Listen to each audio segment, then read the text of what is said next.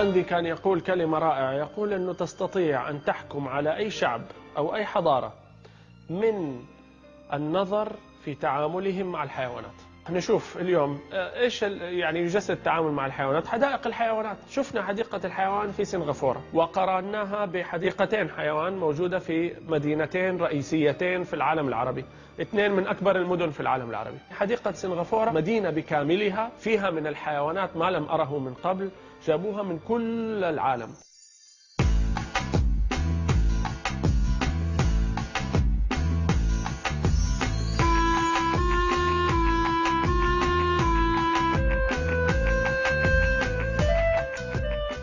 ما يميز الحديقة، وهذا الشاهد في اليوم في الحلقة اليوم، الرفق. طبعا فكرة حديقة الحيوان هنا أنها حديقة حيوان مفتوحة، ما يعترفوا بفكرة الأقفاص، ما في كيجز، ولكنها في نفس الوقت محمية علشان تحمي الزوار. لاين هاوس، اوف هذا من 1901. ده أسد يعني جيعان شكله. هو مو متضايق هنا؟ لا زي مبسوط وزي الفل اهو. لانه صغير بياكل كويس. لا وفي كبير بياكل كويس، بيستحمى كل يوم، متوفر له كل حاجه هنا. بس ما يبغى ينط، يعني ما يبغى يفرد يتنطع كده. لو حضرتك قعدوك مثلا في فيلا واقول لك مش هتطلع منها، الفيلا فيها كل الكماليات بتاعتها، هتبقى مرتاح؟ لا طبعا مش هتبقى مرتاح. نفس ابغى اطلع.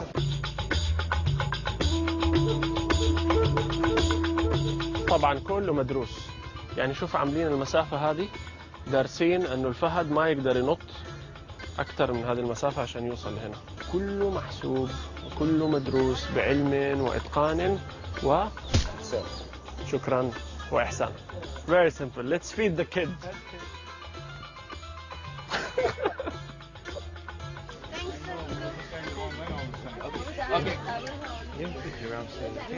بعدين موضوع الاكل، يعني حديقة حيوان وكل الحيوانات اللي فيها ياكلوا فشار. هيشبع هو من الفشارة دي في رأيك؟ دام انه مشتهي انا اعطيك. والله شكله مشتهي اي شيء الراجل، يبغى اي حاجة في اي حتة.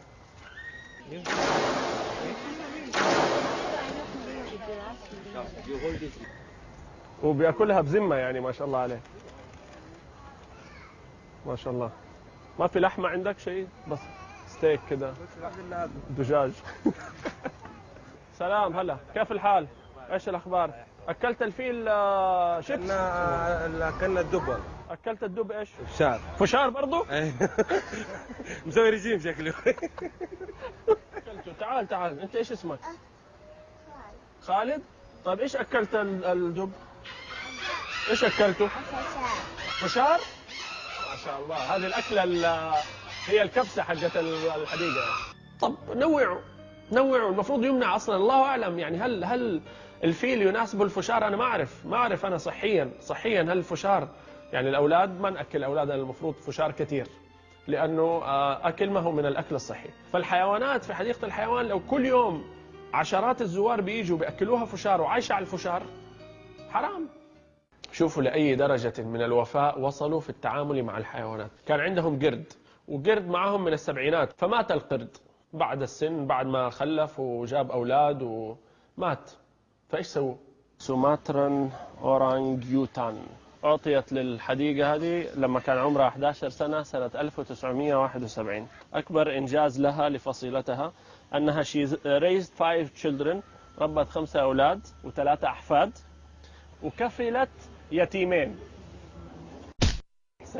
إحسان. فالكابتن أومينغ رحمها الله كفلت يتيمين.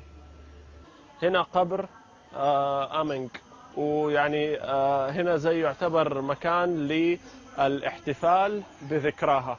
شفتوا حفظ الجميل حتى مع الحيوانات؟ هذول هم أولاد وأحفاد أومينغ والأيتام اللي رباهم. الله الله الله، ده بدأ يعمل حركات. Is this included in the picture? أهلا وسهلا. لا دحين تعال. تمزح. والله إيش فيه؟ مسكين. لا جيعان. والله قاعد فكها هداف. إيش بتسووا؟ والله مسكها. تمزح. والله ايش فيه؟ مش القرود هذه اللي شفناها في القفص، لو سنها يعورها أو بطنها يعورها أو رجلها تعورها أو هي جيعانة ما تقدر تعرف. إذا أنت لا تفقه لغة الحيوانات ما تقدر تعبر. لذلك شوفوا في الكتاب هذا الرائع اللي أستشهد به عدة مرات هذا الموسم، معالم القربة في أحكام الحسبة، من 700 سنة. شوف ماذا يقول عن الحيوانات: لأن الدواب ليس لهما نطق تعبر به عما تجد من المرض والألم، وإنما يستدل على عللها بالجس والنظر، فيحتاج البطار إلى حسن بصيرة بعلل الدواب وعلاجها.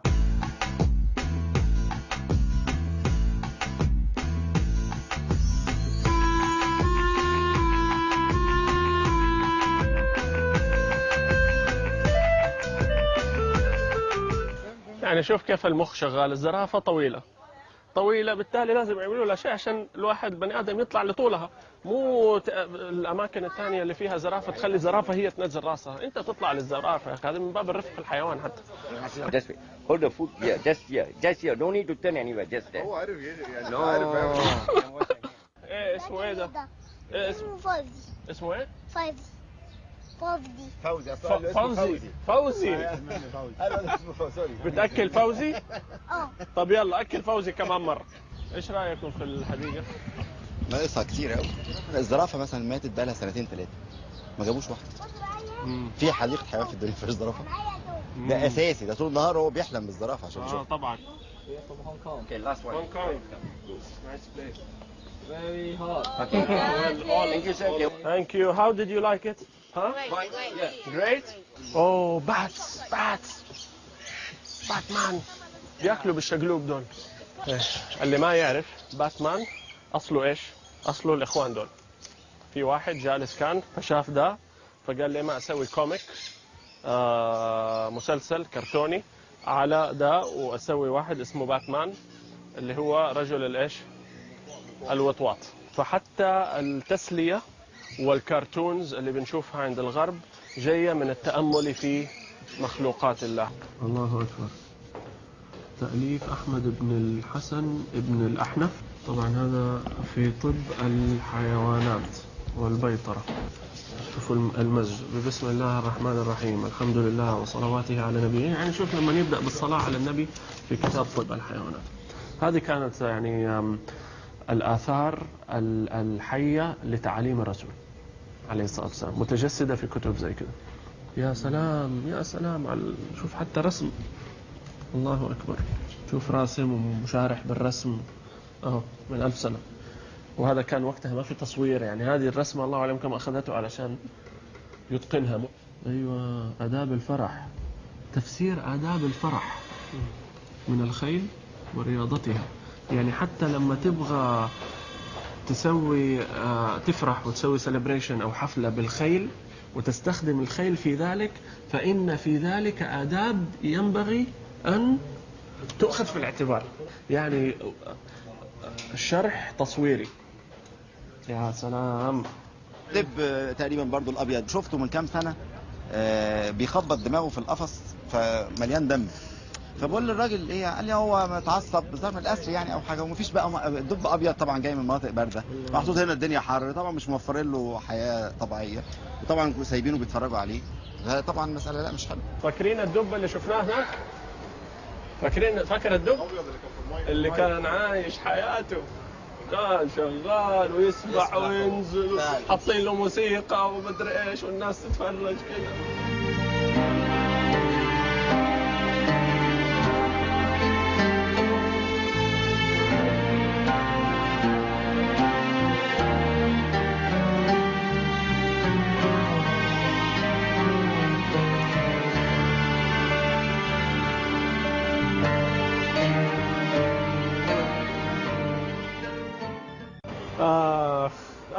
نقدم لك على فيزا.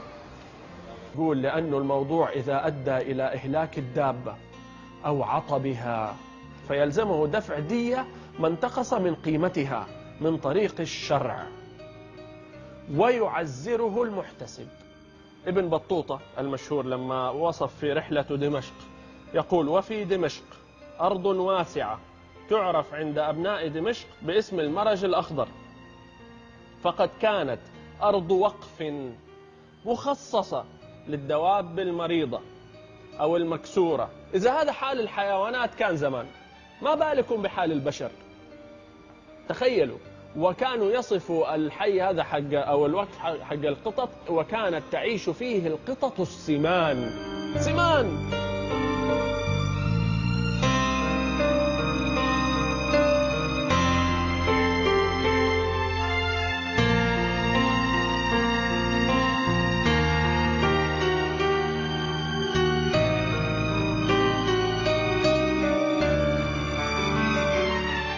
أكيد ده أسد؟ والله آخر كلام.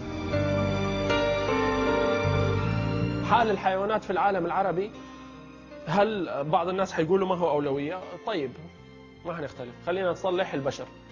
إذا حال البشر في هذه المدن هزيل، من باب أولى حيكون الأسد هزيل، لأنه ما حنأكل الأسد والناس جائعة. خلاص إذا لا نسوي حديقة حيوان، يا نحسن مع الحيوانات، نحسن مع الحيوانات في حدائق الحيوانات، أو نغلق حدائق الحيوانات بس. تم الكتاب والحمد لله وصلواته على سيدنا محمد النبي وآله الطيبين الطاهرين وسلامه.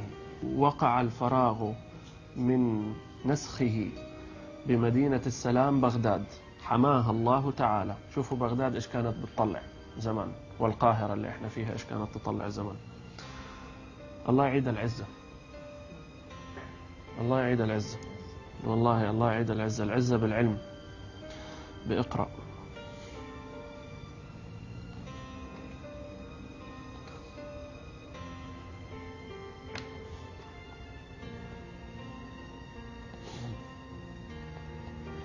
بمدينة السلام بغداد، حماها الله تعالى في شهر رمضان من سنة 5600. كتبه علي بن الحسن ابن هبة الله، غفر الله له، الله يغفر له، غفر الله له ولوالده ولطابع الكتاب.